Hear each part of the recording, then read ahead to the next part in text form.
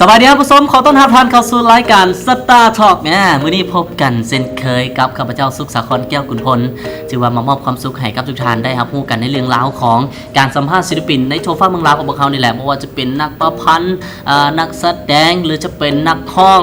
หลากหลายอย่างที่เขาจะเสิร์ชมาโอ้ลมสัมภาษณ์อยู่ในรายการสตาร์ทอล์กของพวกเขาในมื้อนี้ถือว่ามื้อนี้เป็นอีกสาวงามเป็น2เอ้ยน้องสายเลือดเดียวกัน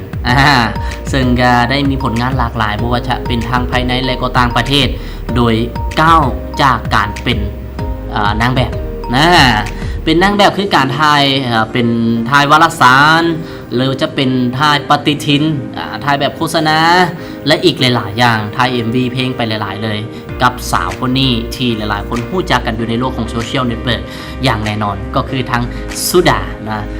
สาวสุดานี่เป็นคนหนึ่งที่เป็นเน็ตไอดอลอยู่ใน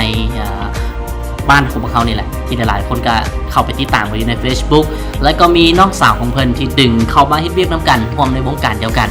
คือตุลาสองคนนี้นี่มันได้มาเฮ็ดเวียกน้ำกันและคุกคีกันอยู่ตลอดเวลามื้อนี้เขาจะมาโอ้ลมและสัมภาษณ์กันเชิงในรายการของพวกเขากันเลยว่าสองสาวนี่มีแฟนแล้วบ่สองสาวนี่กำลังเฮ็ดอีหยังอยู่ในปัจจุบันนี้จะได้ฮู้กันอย่างแน่นอนเนาะเอาเป็นว่าตอนนี้ไปพักผ่อนก่อนเรื่องอย่างที่2ของรายการของพวกเขาอยู่กับสุดาและก็ตุลา